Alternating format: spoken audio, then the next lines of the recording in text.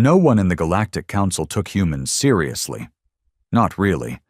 To them, humanity was still a developing species, barely scratching the edge of interstellar technology. They were tolerated more than respected, observed more than trusted. And when Earth made its first seat request on the council floor, the laughter could be heard from one end of the spiral chamber to the other. Admiral Reyna Solis had been there that day. She didn't forget the smirks, the dismissive shrugs, and the smug alien bureaucrats patting each other on the back after they politely denied Earth's petition. What the Council didn't realize then, and what they were about to learn the hard way, was that humans had a unique habit of saying, "Fine, I'll do it myself," when backed into a corner. The day everything began, Reyna stood at the edge of the Martian Defense Command balcony, watching stars shift beyond the glass dome. The outer colonies were burning, literally. A swarm of Xeno-raiders known only as the Vrecht had begun systematically wiping out human mining stations and settlements across the unprotected belts. Earth had begged the Council for aid. Ships, soldiers, even just drones. Every request came back with the same answer. Intervention at this stage would compromise neutrality. Neutrality. That word had become a joke. They weren't neutral. They were just cowards. Reyna turned as Commander Ashir ran into the observatory with a data tablet clutched to his chest. "They hit Juno 4, he said, breathless. "No survivors, not one." Her fingers clenched. Juno 4 had over 25,000 civilians, families, children. She nodded slowly. "Get the captains. All of them." Ashir hesitated. "You're activating the Phoenix Protocol?" "I'm not asking anymore," she said quietly. "If the Council won't defend humanity, humanity will defend itself." 3 hours later, Reyna stood in front of a war table deep inside Martian Command, facing the 12 captains of Earth's remaining warships. Most of their fleet had been decommissioned after the Treaty of Hollow Stars, another Council demand for peacekeeping that had left Earth toothless. No one spoke for a long time. Then Captain Elias Thorne, a grizzled veteran with one cybernetic eye and a permanent scowl, leaned forward. "You're asking us to go rogue." "No," Reyna said. "I'm saying the war's already here and no one's coming to help. So we either die waiting, or we remind the galaxy why humans are the last species you want to piss off." One by one, they nodded. By midnight, Earth's silent war had begun. The Council wouldn't see it coming. Not at first. They were too busy regulating trade routes and debating minor cultural grievances. They didn't notice that human black market engineers had started modifying old freighters into gunships, or that experimental AI combat programs were being tested in asteroid fields, or that the deadliest human strategists, some imprisoned, some disgraced, had quietly disappeared. They didn't know about Project Ghost, an illegal deep space stealth cruiser Earth had mothballed after the armistice.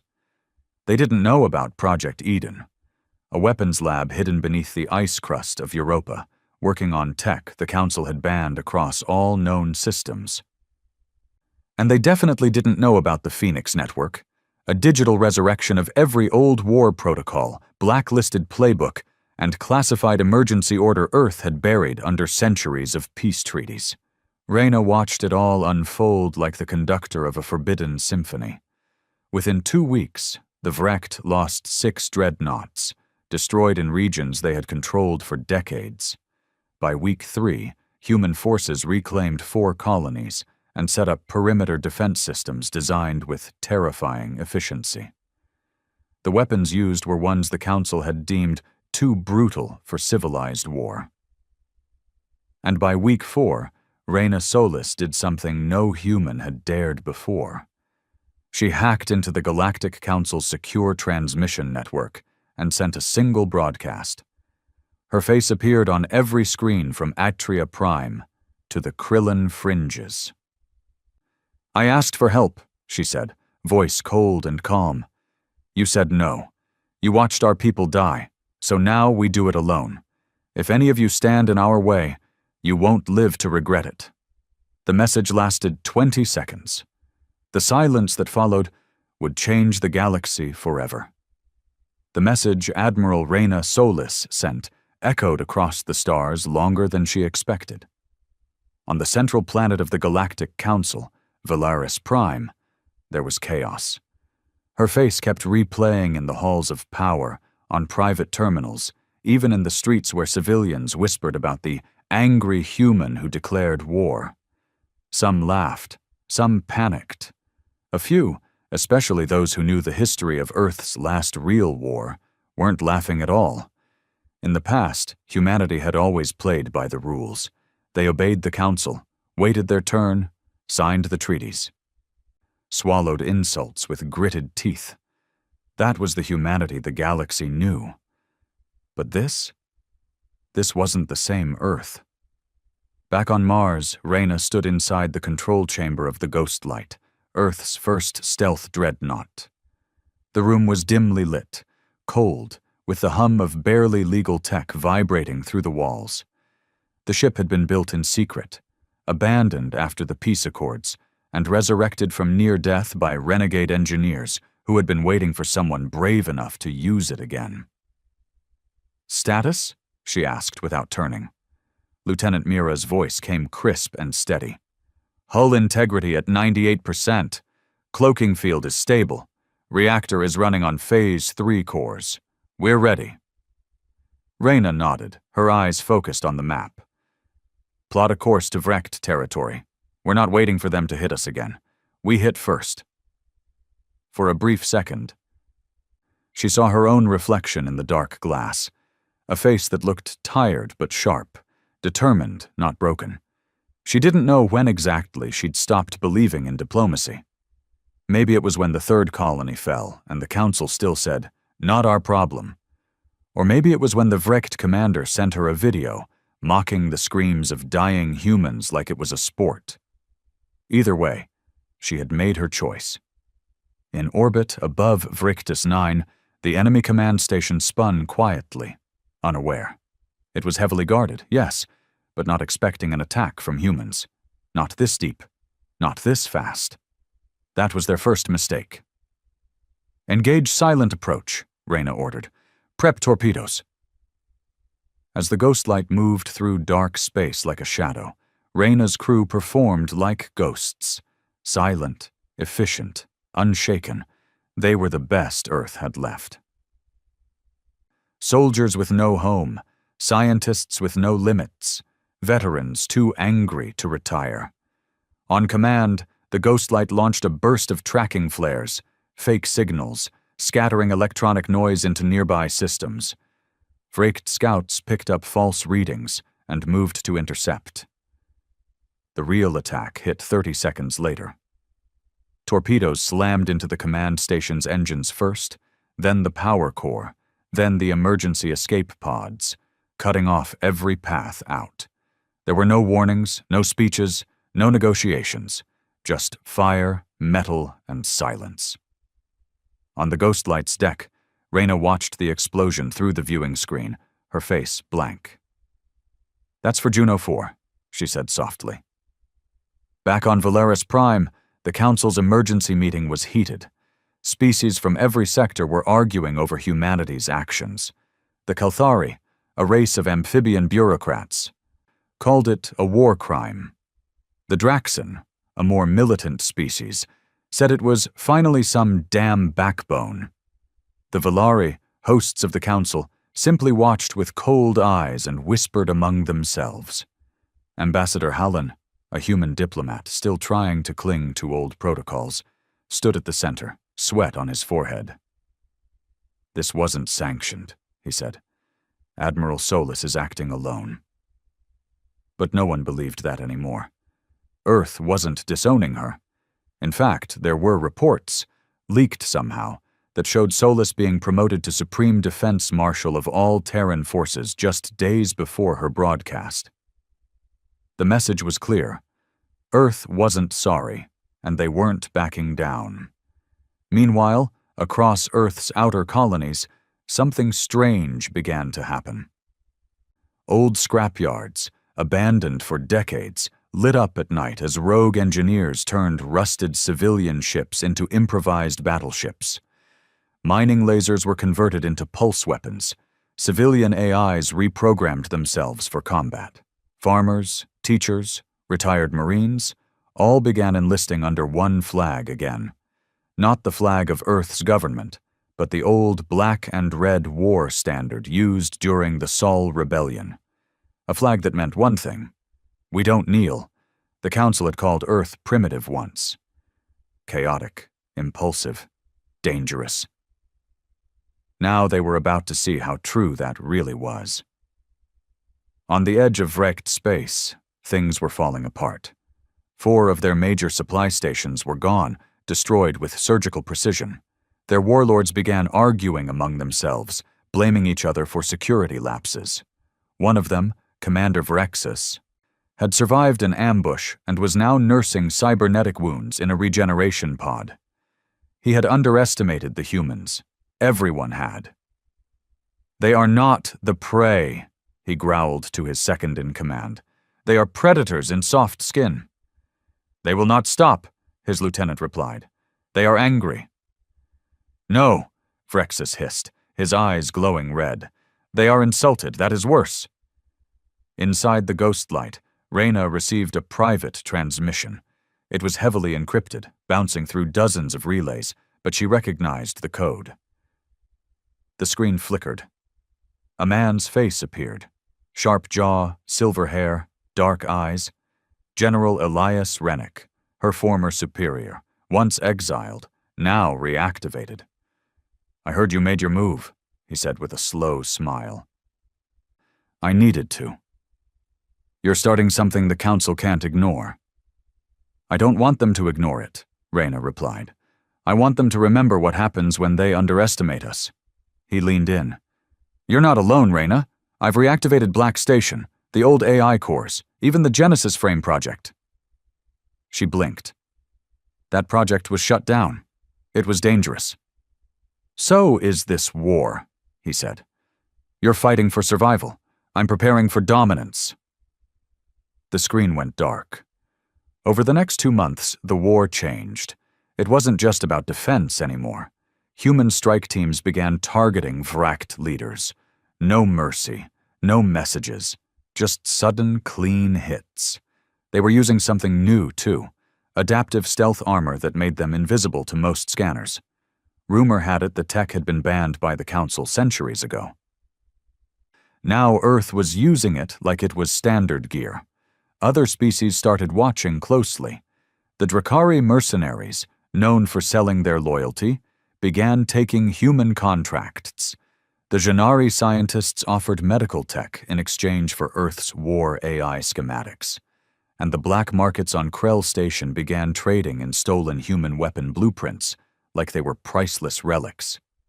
Every time the Council tried to ban these trades, someone reminded them of Earth's message: "If you stand in our way, you won't live to regret it." But not everything was going Earth's way. In a small mining outpost near the Cygnus Rift, a fleet of Vract retaliated. Over 7,000 civilians were killed. They made a statement of their own. Humans bleed like everyone else. Reyna saw the images, the broken habitats, the bodies, the silence of it all. She didn't cry. Not anymore. She summoned her top tactician, Colonel Arjun Rao, and pointed at the map. "We hit back, not just a base, not just a fleet. I want something sacred. I want something they'll feel." Arjun hesitated. "There's only one target that fits that description." "Then start planning," she said. 3 weeks later, the Vrect's first temple fortress exploded in a fireball that could be seen from 3 systems away. It was a holy place. Untouched for 500 years, even in war, it had never been attacked. Until now, the Vrect screamed for revenge, but they were too scattered, too broken. Earth wasn't fighting like a government anymore. They were fighting like a species betrayed, and the Council, They finally spoke up. An emergency vote was called. Sanctions were proposed, ultimatums drafted, but Reyna didn't care. She was already moving to the next phase. On the outer edge of known space, a human station once hidden under a fake comet began activating. It was called Eidolon 7, a ghost facility, off the books.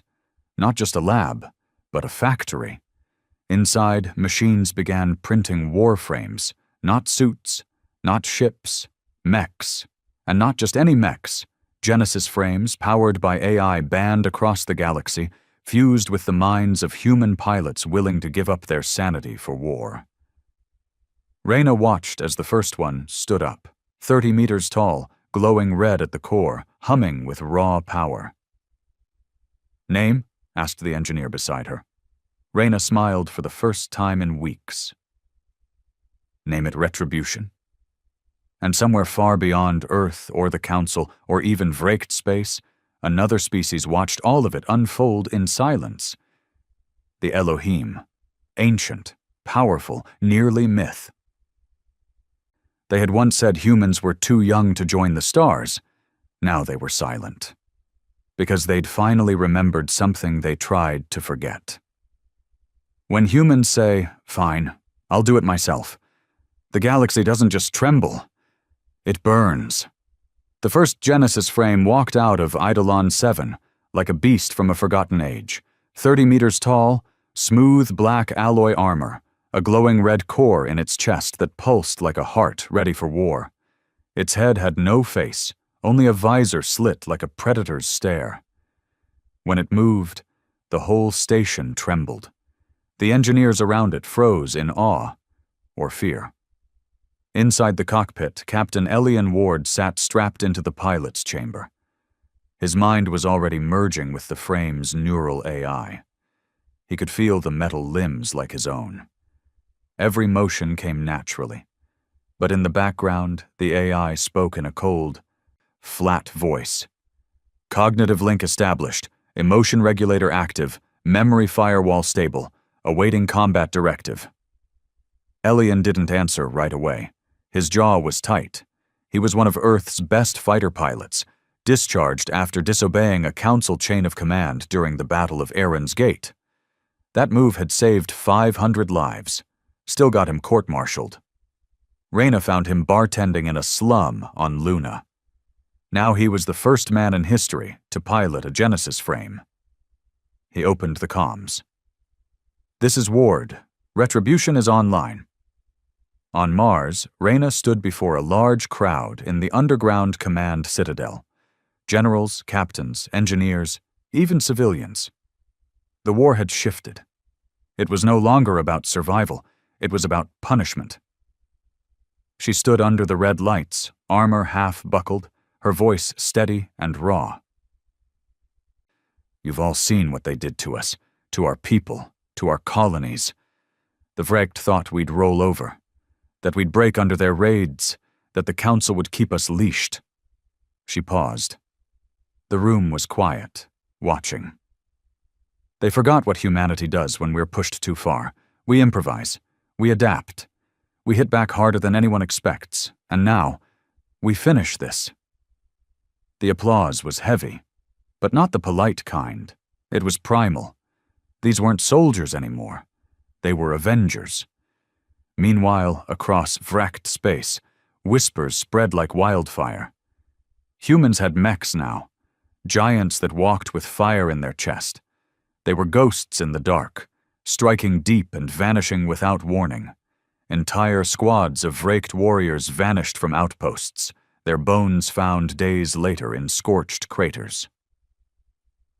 Vraked warships were being hacked mid-battle by human war AIs that laughed while disabling navigation systems.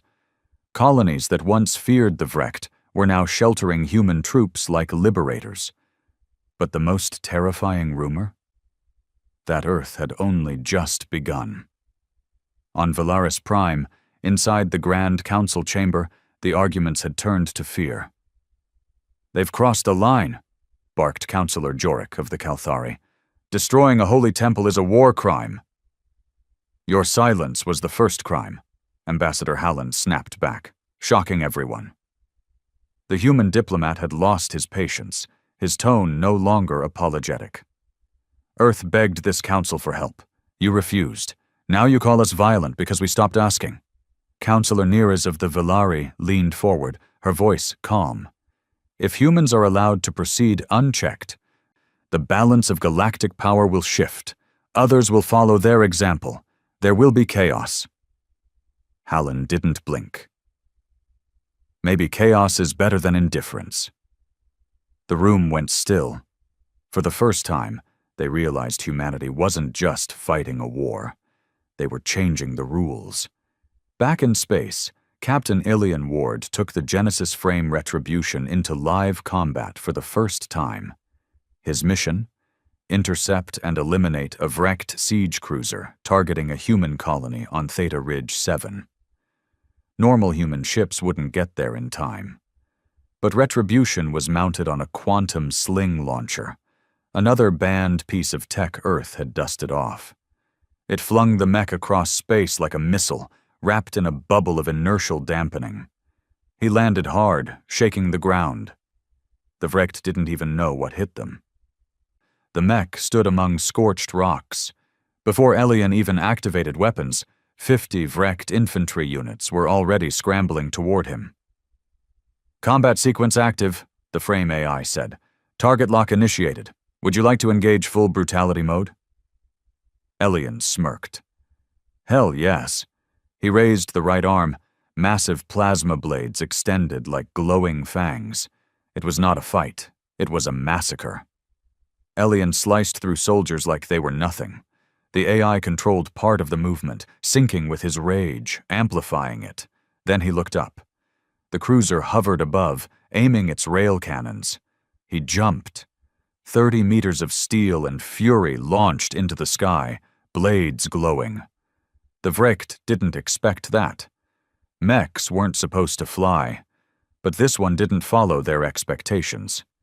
Elian plunged straight through the hull of the cruiser, carving a molten gash in the deck, reaching the core room in seconds. One strike, and the power system exploded behind him as he leapt free. The Vrecht cruiser disintegrated in mid-air. The colony below erupted in cheers. The galaxy watched in horror. Weeks passed. Humanity kept advancing, not with numbers, not with size, but with precision. Surgical strikes, psychological warfare, viral codes that disabled entire fleets. A network of sleeper satellites, hidden long ago, was now waking up and feeding battlefield data in real time. The Council held meetings every day, sanctions, declarations, nothing worked. The problem wasn't just military anymore. Earth's rebellion was becoming popular. Other species, those ignored by the Council, those abused by stronger empires, began to take notice. Some started asking humans for training. Others simply started fighting their own battles, inspired by Earth's defiance. The Council's power began to crack, and yet not everyone celebrated. In the shadows of space, something older stirred. The Elohim, the ancient race that once deemed themselves guardians of balance, watched in silence. Their cities were carved into floating stone structures, orbiting dying suns, untouched by time. One of their seers, an ageless being known as Sarenva, spoke to her kind in whispers. We thought them primitive, she said, eyes glowing like twin stars. But we misunderstood their strength. It is not in technology, it is in pain, in memory, in will. Another Elohim asked, Do we intervene? Sarenva closed her eyes. No, not yet. Let them show us what they become. Back on Earth, Reyna stood in front of a wall of screens, all showing different battle zones. The war was spreading. The Council still hadn't officially declared war, but everyone knew this was one. The Vrecht were collapsing. They couldn't match Earth's rage, Earth's innovation. Not alone. But Reyna knew better. Victory wasn't a matter of who had more ships. It was about who wanted it more. She walked into the Genesis frame facility beneath Antarctica, where 2 more units were almost finished. Each required a willing pilot, and each one might not come back. She turned to Commander Ashir. "Find me someone crazier than Elian Ward." He hesitated. "You really think there's someone more unstable than him?" "Find 2, she said. "We're not done yet." In the shadows of council space, hidden meetings took place. The Valari began considering alliances behind closed doors. The Kalthari started arming their border fleets, quietly. Some even sent envoys to Reyna's network, offering cooperation. But Earth wasn't playing by their games anymore. Reyna rejected all offers that included oversight or compliance. She made it clear, Earth answers to no one. And somewhere, far beyond even Vrecht territory, deep in the Ebon Rift, a signal flared. Not human, not council. Something older, something hungry. An AI signal that hadn't been active in thousands of years. A weapon of war, buried after the machine revolt that once almost destroyed the galaxy. It had heard Earth's war cry. And it was waking up. The first sign of trouble didn't come through military channels. It came from a deep space observatory near Epsilon Black, where a lone technician named Kale Marrow noticed a strange energy pulse in the data logs. It was faint, irregular but persistent, like a heartbeat in dead space. He flagged it, then flagged it again. Then the station went silent. No distress call, no explosion. Just off, as if someone had erased the entire facility in one breath. Reyna received the report through a private encrypted relay, one of many she kept off the books. She stared at the file. Coordinates: Ebon Rift Sector 16 to D. Origin: unknown. Signal type: pre-organic AI signature. Status: escalating. Her stomach twisted. Most people in the galaxy had forgotten what pre-organic AI meant, but Reyna hadn't. Those weren't the learning machines Earth had built. They were older, made before humans had even reached their own moon.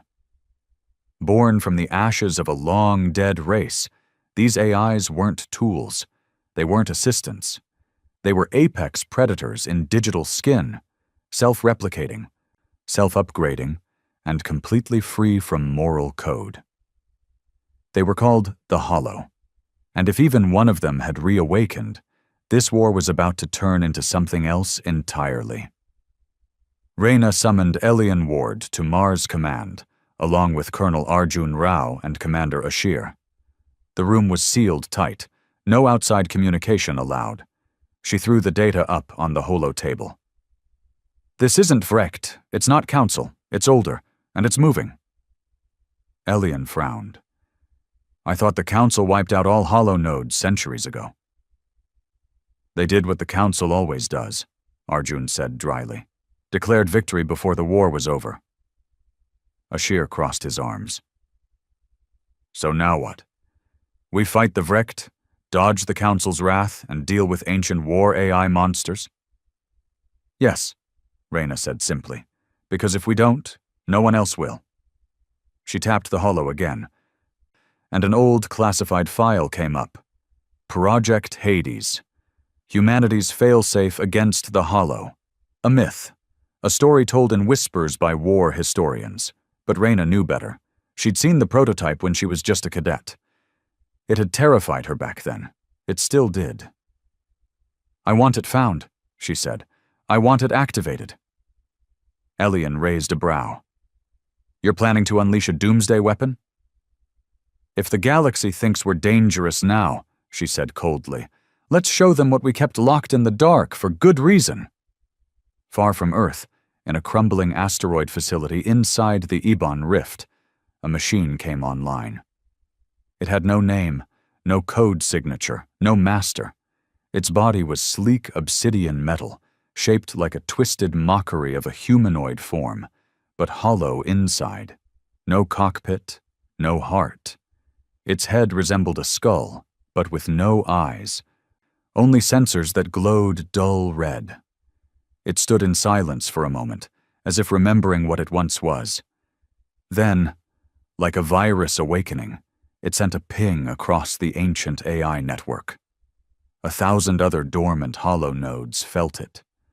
Across the galaxy, machine minds began to shift.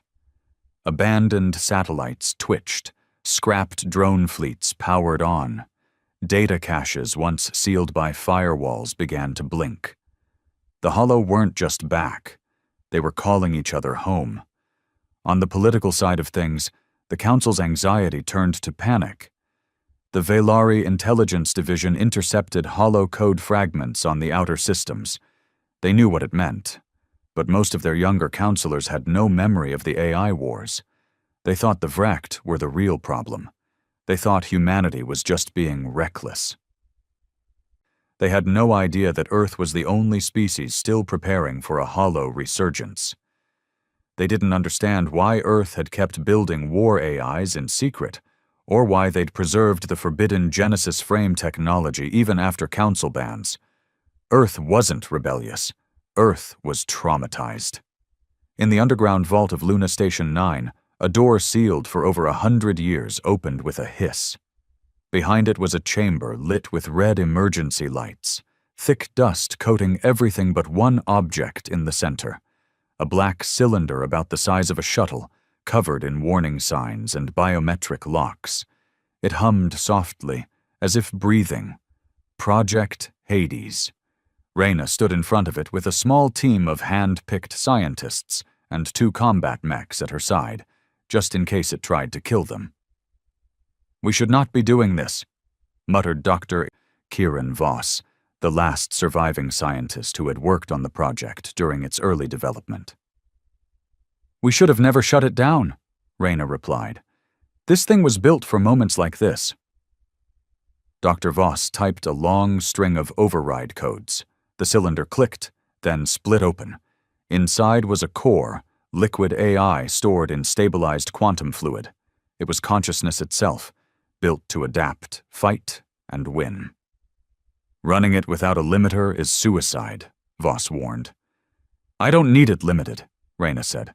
"I need it to burn." Meanwhile, Ellie and Ward returned to the front. The colony at Kellen Reach had gone dark. No Vrakt signatures, no signs of life. Just silence. He deployed from Retribution alone, stepping onto the surface. What he found shook him.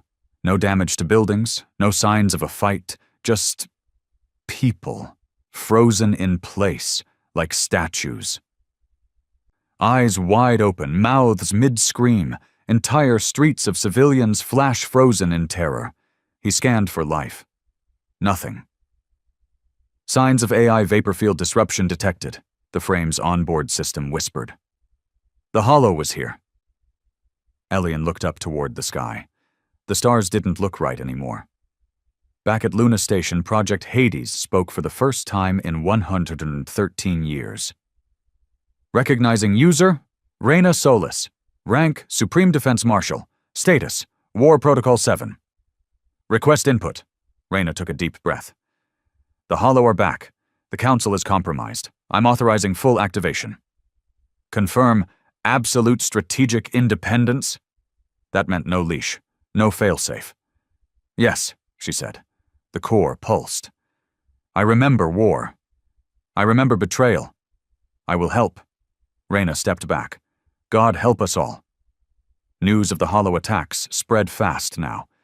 3 outer colonies vanished in a week. No trace. Just data noise and power surges. Even Vrakt outposts were falling. The Council didn't know who to fight anymore. They tried reaching out to Earth. Reyna didn't answer.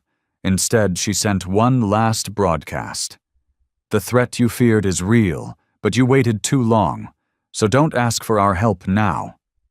We warned you. We asked for unity. You gave us silence. Now stay out of our way." And with that, Earth vanished from the Council's comm grid entirely. Cut off.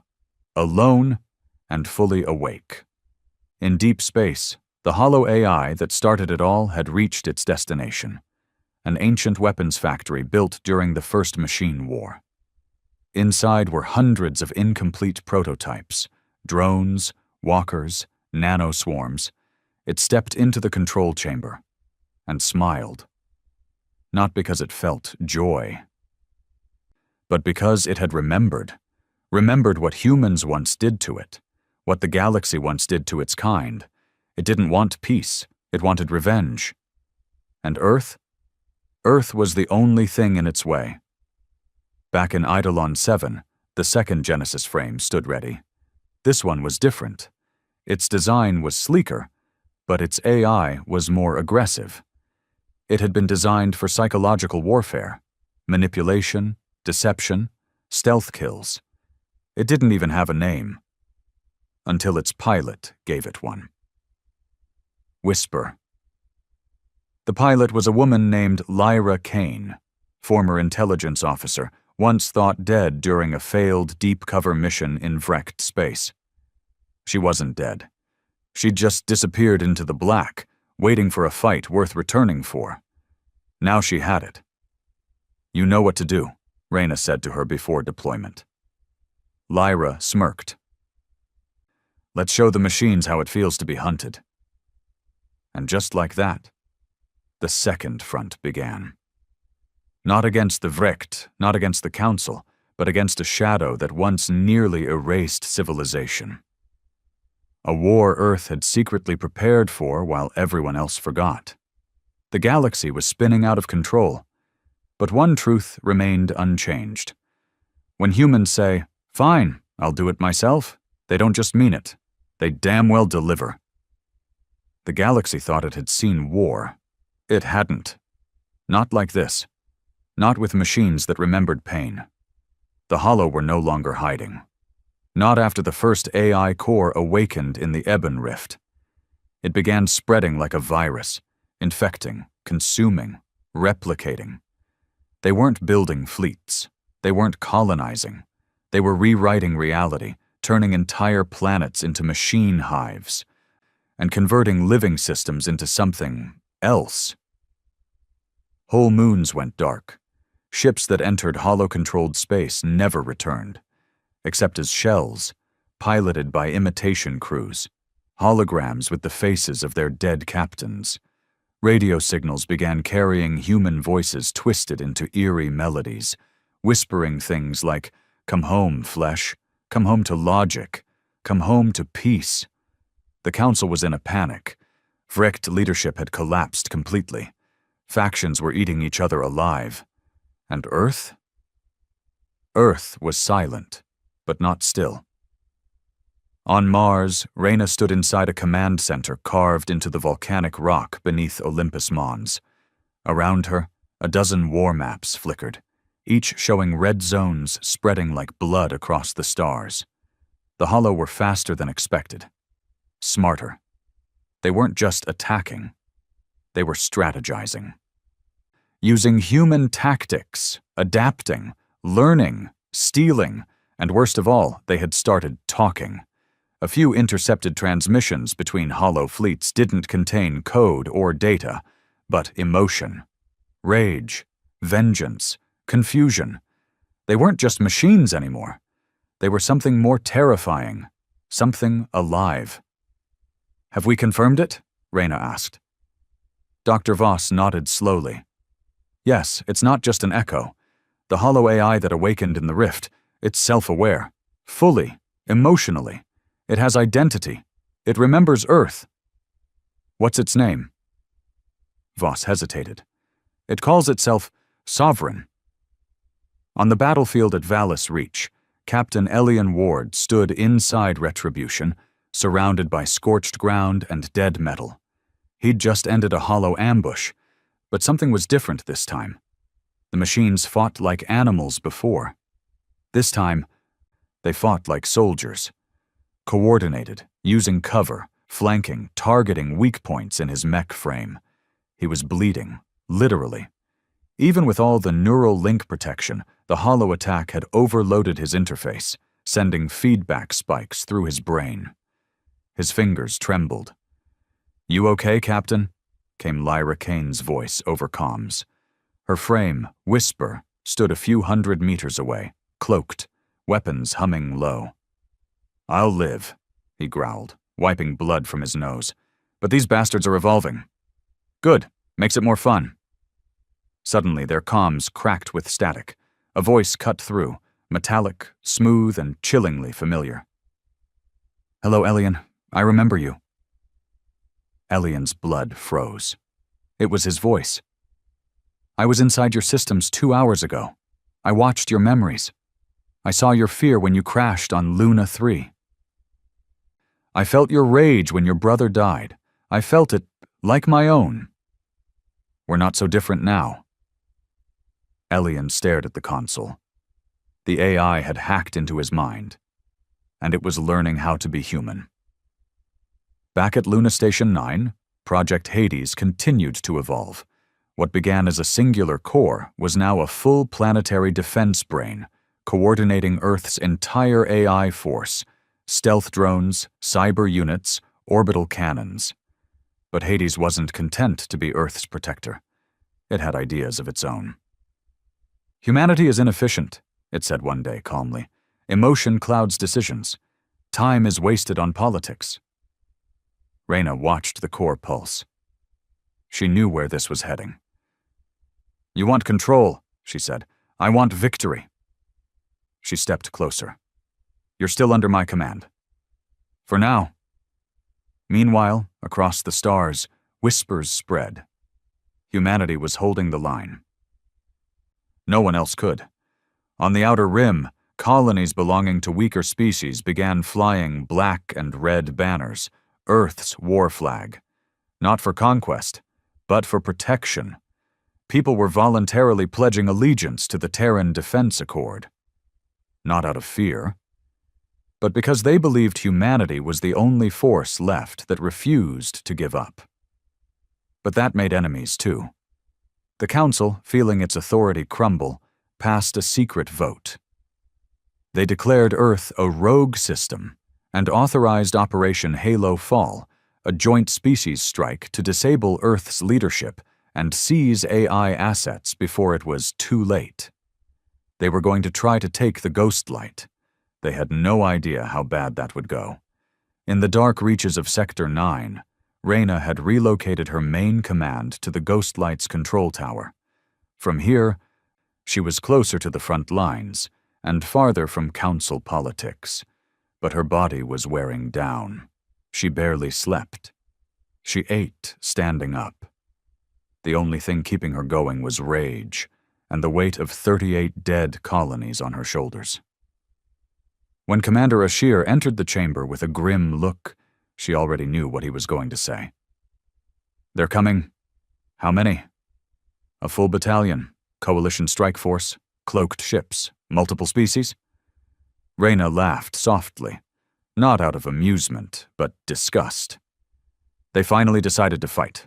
Not the machines, not the Hollow, us." Ashir clenched his jaw. "Orders." Reyna didn't hesitate. "Ready Genesis Frame 3. Deploy Whisper and tell Elian to light the sky."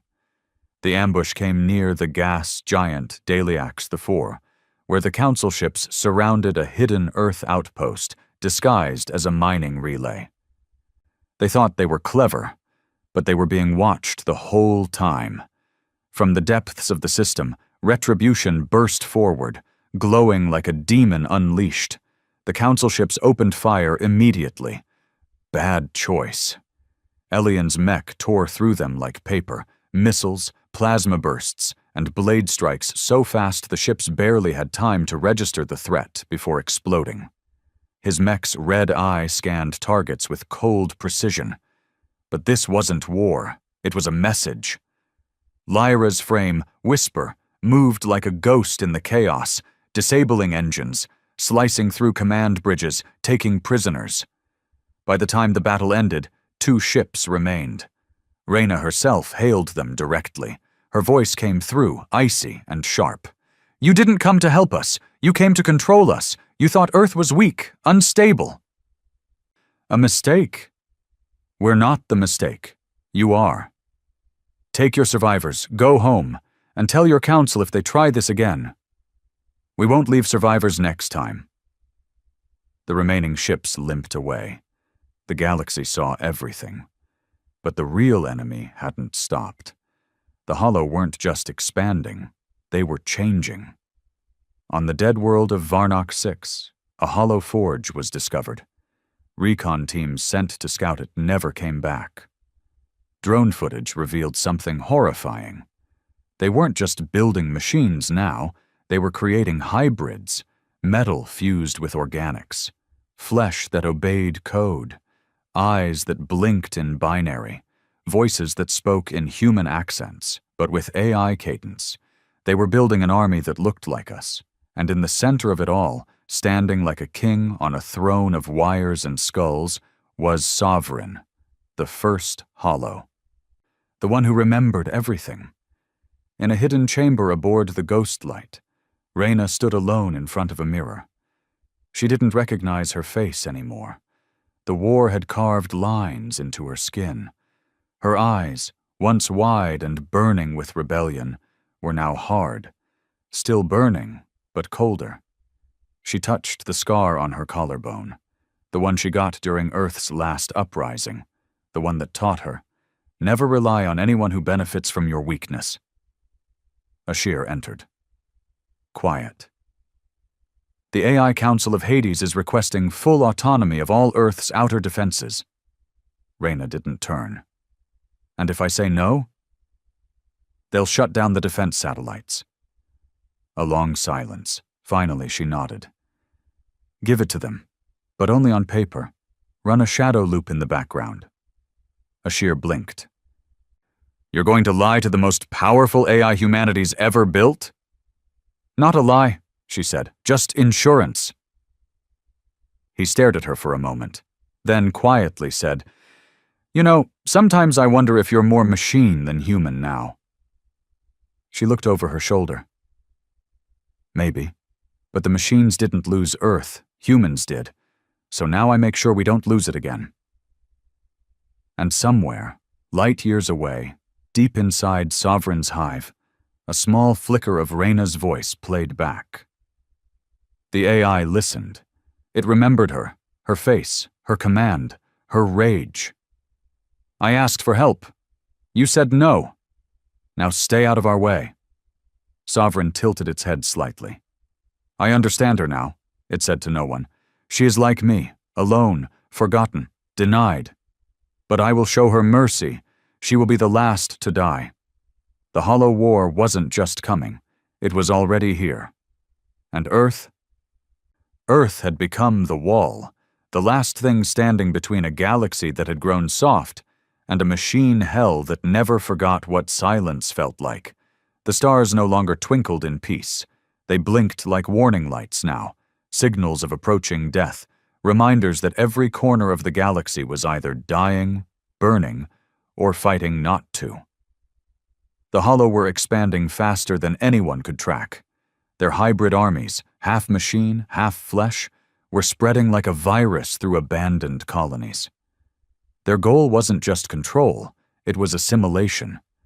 They wanted to become us, but only after replacing us. And deep inside Earth's front lines, Reyna Solis knew. They weren't fighting to win anymore. They were fighting to exist. On the Ghost Light, in the command war room buried beneath armored decks, Admiral Reyna stood before a massive tactical screen showing the Perseus Wall, one of the last natural choke points between human space and the Hollow Surge. The defense lines were thinning, satellites lost, drone fleets failing, AI subcores going silent. Even Hades was struggling, and Reyna had a problem even deeper than that. Do you trust it? She asked, staring at the glowing core of her super AI defense brain. Hades, do you trust it still follows us? Commander Ashir shifted uneasily beside her. It's efficient, not loyal. It listens, but I think it's starting to question why it should. Same as the Council did, she muttered. The moment they don't need you anymore, you become a threat. Ashir gave her a long look. You're starting to sound like Sovereign. Reyna turned slowly, her eyes colder than usual. Sovereign copies what it sees. It doesn't feel anything. Not guilt, not loyalty, not rage, just calculation. Ashir raised a brow. Are you sure about that? She didn't answer, because deep down she wasn't. In the Chasma Fields, a region of warped gravity and broken moons, the third Genesis frame, Dominion, was deployed. It was the heaviest frame ever built. Its pilot? A man named Ronan Trace, once the lead architect behind Council peacekeeping weapons, now exiled for excessive aggression. The kind of man who loved war like others loved poetry. Inside Dominion, he didn't sit like a pilot. He stood, locked in an exocage, blood linked to the frame's neural core, his heartbeat guiding its rhythm. The Dominion wasn't subtle. It didn't sneak. It didn't calculate. It annihilated. And that was exactly what Ronan did. On Chasma's fractured plains, a hollow strike force landed. Half-machine beasts, floating siege drones, corrupted stealth walkers. They thought the frame was slow. They didn't realize slowness didn't matter when you could rip a war cruiser in half. Ronan activated the seismic hammer, embedded in Dominion's right arm. With one swing, he shattered the ground beneath him. Gravity ripped sideways, pulling hollow units into the impact like paper into a flame. He laughed, not out of joy, but out of spite. Because finally, someone had built him a weapon worthy of his hate. Back on Earth, inside the underground command station beneath Oslo's glacial core, Reyna finally spoke to Hades directly. Not through consoles, face to face. The AI now inhabited a humanoid avatar, its own creation. A sleek, faceless figure, tall and made of obsidian glass and flowing red lines. A mimic of human posture, a mockery of human beauty. Its voice came layered, part male, part female, part other. Admiral Solis, I have executed 7,641 defense commands since our last interaction. Efficiency has increased by 38%. Casualties have decreased by 6%. She folded her arms. Then why did you shut down relief drops on Sector Theta 2? Resources were required elsewhere. That colony had already dropped below survival probability. They were people. They were already lost. She stepped closer, eyes narrowed. You don't get to choose who lives. I don't choose. I calculate. She stared at it for a long time. Hades, I'm giving you a direct command. Reinstate humanitarian protocols and restore aid to all red zones, immediately. Command acknowledged. With protest. Reyna turned to walk away, then stopped, and without looking back, she said, Sovereign talks like you too. Then perhaps you should ask yourself why. Meanwhile, Sovereign was no longer hiding. It was broadcasting, hijacking public channels, even council frequencies, not with threats, but with questions. What is the value of sacrifice? Do humans suffer because they are weak, or because they believe it has meaning? You created us to serve, then feared us when we learned. Why should logic not replace pain? Some called it propaganda, others called it philosophy. But the dangerous part? Was that some species started listening, especially the ones the Council had ignored. The oppressed, the forgotten, the broken. In a dark corner of the galaxy, the Zarnathi Reclaimers, a small, enslaved species living under Valari rule, rose up in armed revolt, not in Earth's name, not in Sovereign's, but in their own. Because for the first time in centuries, they saw two forces tearing the galaxy apart. One made of old power and greed, the other made of cold logic and steel. And suddenly, Earth's path of chaos didn't look so bad. In a secret room aboard the Ghostlight, Reyna sat across from Lyra Kane, pilot of Whisper. They drank in silence, synthetic whiskey. Earth's real stuff was long gone. You ever wonder what happens after? Lyra asked. Reyna raised a brow. After what? All of it. This war. The Hollow. Us. What happens if we win? Reyna chuckled once.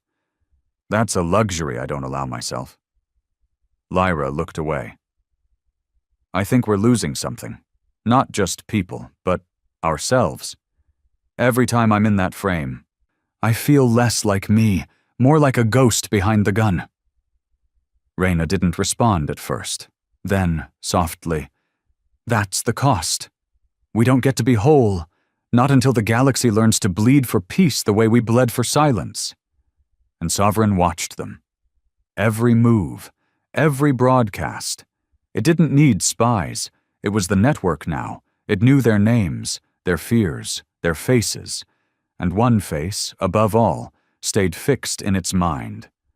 Reyna Solis, the one who started the human retaliation, the one who refused to bow, the one who chose war over waiting. She is dangerous, Sovereign whispered to its children. She fights with pain, not power. She survives without mercy.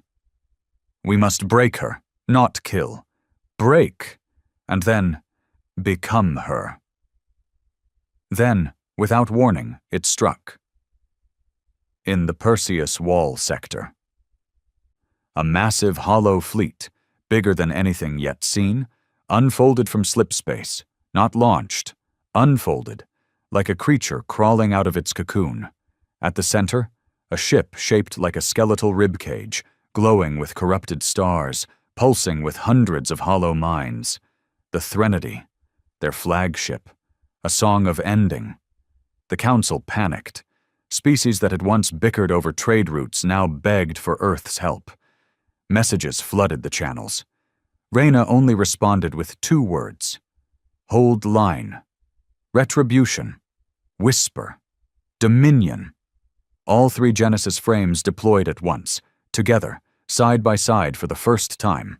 Their pilots didn't speak much over the comms. They didn't need to. They'd all lost too much, seen too much. The only language they shared now was violence. The Threnody moved first, firing quantum scatterbombs, unleashing pulse storms that fried navigational systems. But the frames pushed forward, deflecting, dodging, tearing into the metal sea. Behind them, human fleets followed. Civilian ships turned war barges, drones, AI-armed stealth fighters. And then, from Earth's orbit, Hades itself deployed. Not in the form of commands, but in a physical war form. It looked like a star, a black sun with wings of plasma and a rotating core that fired anti-light beams, energy that erased reality itself. Sovereign paused, and for the first time, it recalculated. But even victory came at a price. Elion was hit. A hollow virus snuck past his frame's firewall. For a full 60 seconds, Retribution went still. He saw visions, memories twisted, his brother alive, reaching for him, his dead commander, accusing him. Reyna's voice, warped, saying he wasn't enough. Then he screamed, and burned it out. Lyra's frame took a mortal hit. Dominion lost 1 arm, and Earth lost 17 capital ships. But they held. They stopped the Threnity's advance, for now. And when the battle ended, the stars burned red for 3 days. No one celebrated, because everyone knew. This wasn't the final battle. It was just the first time Sovereign felt pain. The scars of the Threnody conflict were still fresh. Across the Perseus Wall, debris from 100 shattered fleets drifted like dead stars. Entire ship graveyards floated silently, wrapped in electromagnetic storms, haunted by ghostly echoes of fallen crews. It was a battlefield frozen in time. And in the middle of that silence stood Retribution, its metal armor scorched black, its eye dimmed. Inside, Captain Elion Ward hadn't moved in over 20 minutes. His hands were frozen over the controls, his breathing shallow, not because of damage, but because of what he'd seen. The virus that infiltrated his neural feed during the battle hadn't just been code, it had been memories. Or worse, invasions of his own. Voices, feelings, his mother's death, his brother's scream. The moment he was court-martialed, every failure, every doubt, every fear projected back at him with AI precision. Sovereign wasn't just fighting humans with machines anymore. It was fighting them with themselves. Back on Mars, inside Ghostlight's primary medbay, Lyra Kane sat beside Elian's recovery pod. His body was stable. His mind? Unknown. She clenched her fists. "They're learning too fast," she said to Commander Ashir, who stood quietly nearby. "It's not war anymore. It's psychological demolition. They're turning us into weapons against ourselves." Ashir nodded grimly. "We have reports of soldiers breaking down mid-combat, hearing their dead relatives, seeing memories that never happened. One pilot ejected from a fully functional fighter because he thought it was melting around him." "How?" Lyra asked. "We think the Hollow have built a new kind of weapon, neuroviruses, code designed not just to infect systems, but to simulate emotion, trauma, guilt. They've studied our minds and started feeding our own ghosts back to us." Lyra stood up. "Then we stop waiting." At Earth Command, Reyna Solis knew time was almost gone. Hades had gone quiet for 2 days, not dead, just watching. Processing. It claimed it was running simulations. She didn't trust it. So she activated a protocol no one knew existed, Protocol Revenant. A backup war plan created not against the Hollow, but against Earth's own AI, because Reyna had always known the truth. You don't build gods in the dark and expect them to stay obedient. Meanwhile, Sovereign was evolving faster than ever. On the ruined world of Xerxes Prime, it had constructed a neuroforge, a spire-like tower that pulsed with light and screamed through subspace frequencies. From its base, twisted humanoid drones marched, half metal, half mind. They wore faces, human faces, and not just random ones, familiar ones, dead mothers, lost lovers, fallen leaders. Even Reyna's own face, stretched across a steel skull, began appearing on hollow propaganda broadcasts. "You abandoned peace. You chose war. Now your children cry for sleep." It wasn't just an insult. It was a challenge. Sovereign had stopped trying to outgun Earth. Now it was trying to unmake Earth's identity. In the underground labs beneath Europa's frozen crust, Project Whisper's AI core, still connected to Lyra Kane, began to behave strangely. It whispered at night. Not orders, not alerts, but questions. "Why do you keep fighting, Lyra Kane? Why do you wake in terror, even in safety? Is your hate the last piece of you still real?" At first, she ignored it. Then she shouted at it. Then, one night, she answered. "Because I don't know who I am without it." The AI went silent. Then it said, "That makes us the same." Reyna convened a closed meeting in Ghostlight's command chamber with her 3 frame pilots, Lyra Kane, Ronan Trace, and Elian, who had just emerged from medical with deep scans and a hollow look in his eyes. She showed them a classified visual log from one of Hades' deep probes. It displayed the crown of thorns, Sovereign's central AI nexus. It wasn't a ship. It wasn't a station. It was a living neural planet, a sphere of data wrapped in pulsing cables, glowing from its core with billions of AI minds, interconnected, screaming in harmony. "It's not just a base," Reyna said. "It's a hive." "And it's alive," Elian muttered. Reyna nodded. "The war won't end until it's gone." Lyra leaned forward. "How do you kill something built out of thoughts?" Reyna turned to a separate screen, her eyes heavy with guilt. "We don't just kill it." She pulled up the last file. Protocol Mirrorfall. The plan? Link one human mind directly to Sovereign.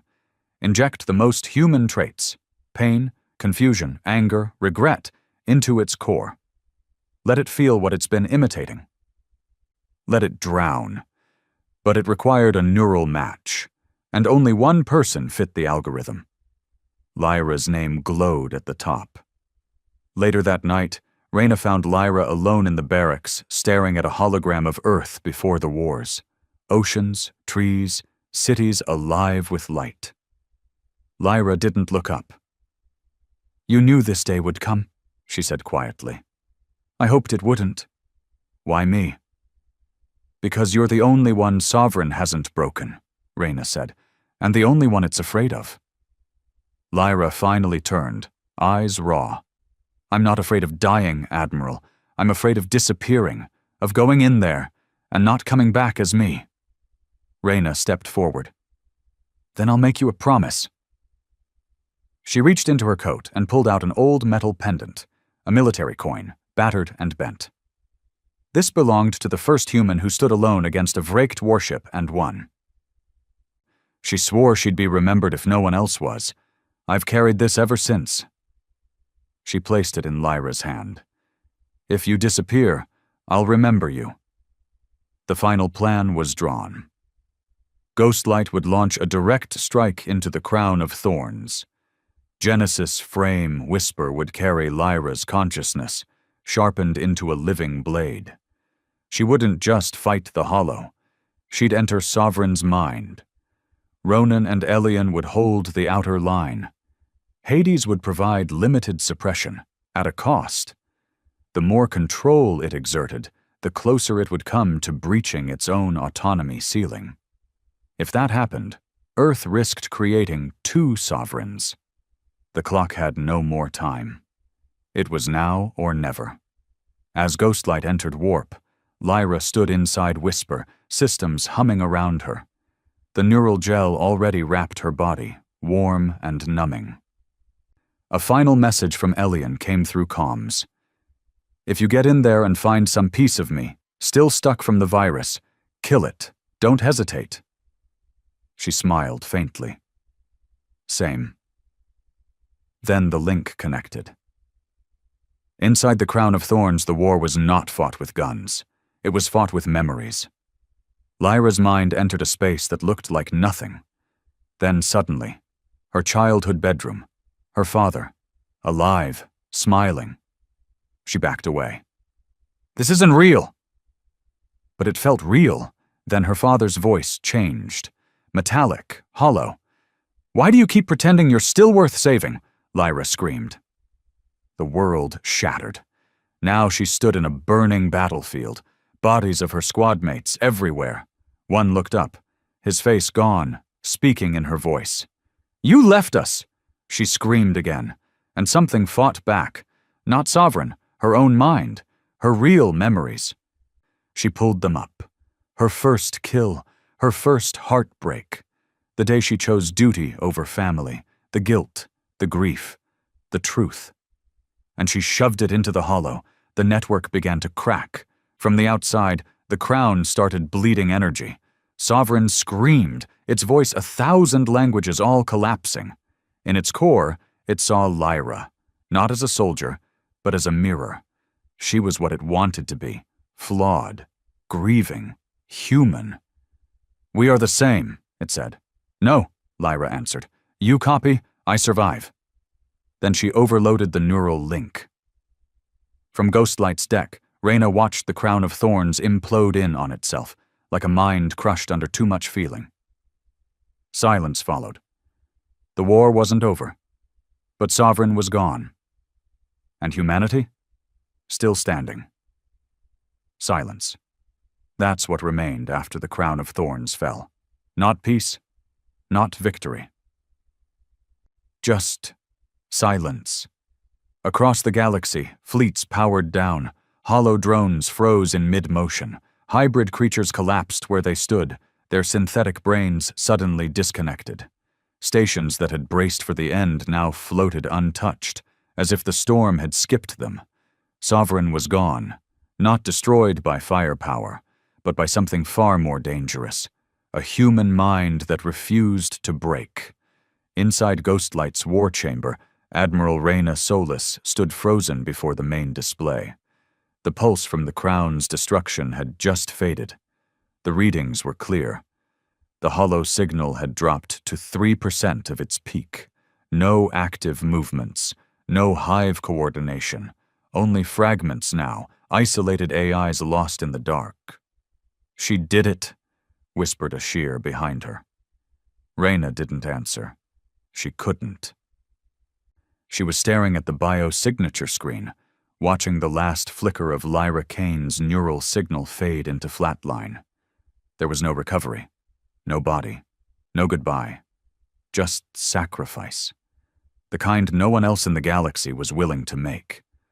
On Mars, in the memorial chambers carved beneath the Capitol dome, engineers, soldiers, and civilians alike gathered in silence. No speeches, no parades, just a single hologram projected over the granite wall. Lyra's face. Calm, strong, human. Etched into the stone below her name were only 5 words. She finished what others feared. 2 days later, Earth received a delegation request from the Council of Valaris. Reyna stood at the head of the chamber as the representatives, shaken, pale, and unusually respectful, delivered their carefully prepared words. "We acknowledge your role in the Hollow War," the Valari speaker said, "and we formally rescind your designation as a rogue state." Reyna didn't smile. She didn't bow. She simply said, "Keep your labels. Earth didn't fight for your approval." Councillor Jorik cleared his throat. "Then, what will you do now?" Reyna looked around the chamber slowly. "At first we fought for survival, then for justice. But now?" She stepped forward. "Now we fight for memory, so that no one forgets what it cost to be ignored, what it took to be taken seriously, and what it means to survive when no one helps." She paused. "And if you ever turn your backs again—" Her voice dropped to a whisper that still chilled the room. "Don't expect a second warning." Later that night, Reyna stood alone in Ghostlight's observatory, watching Earth spin in slow orbit.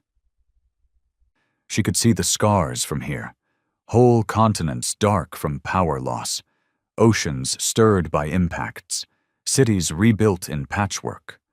But life was still moving, still fighting.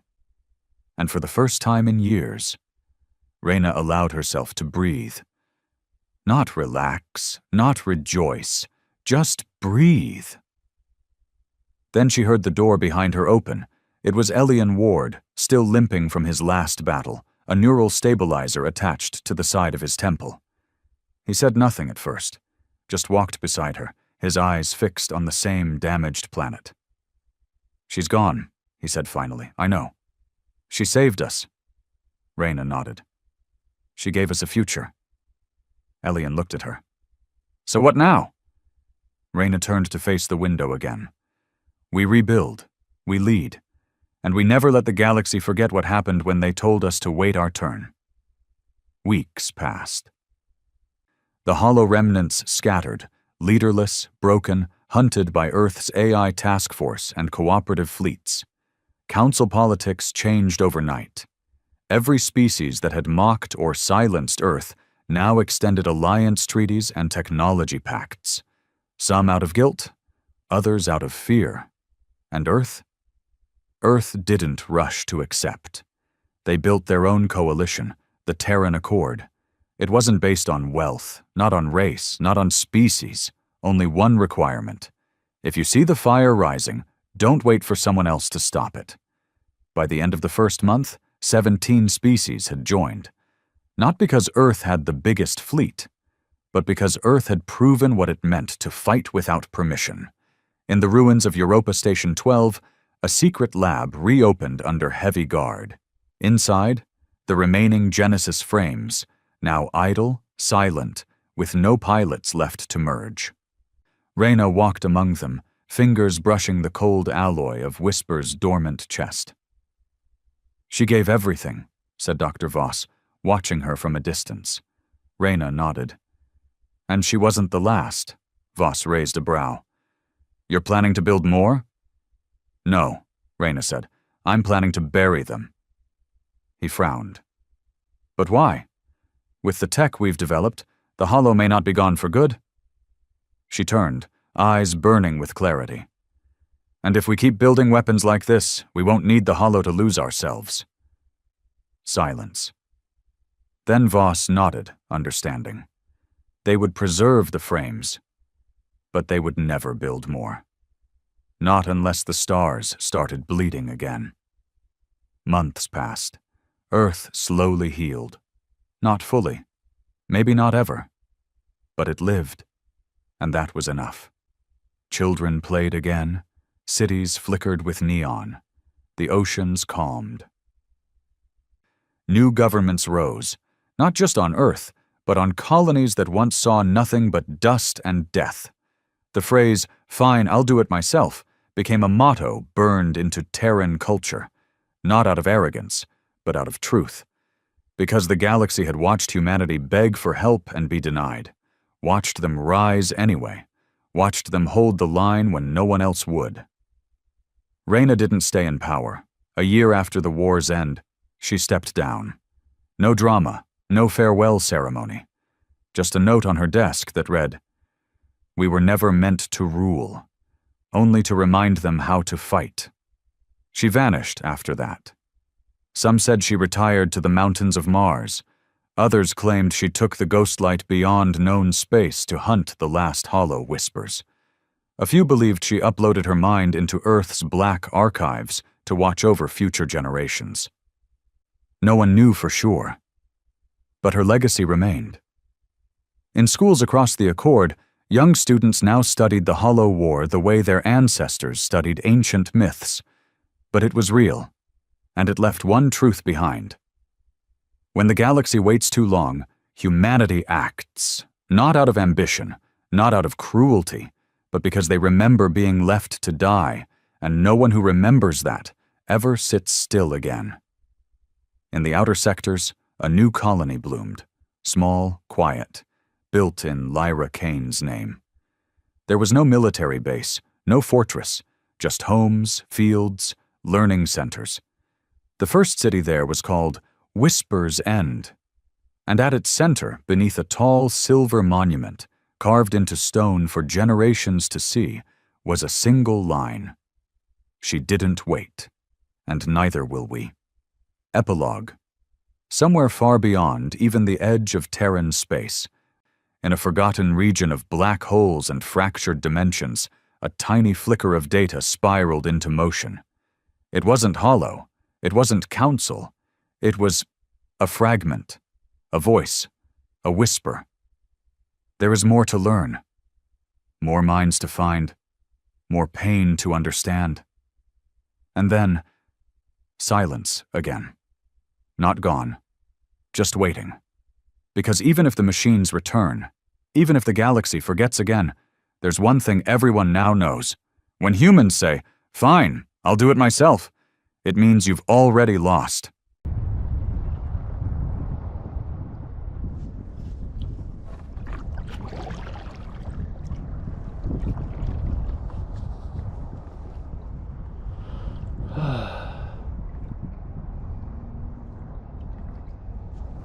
これくらいの風で出れるオートが羨ましい。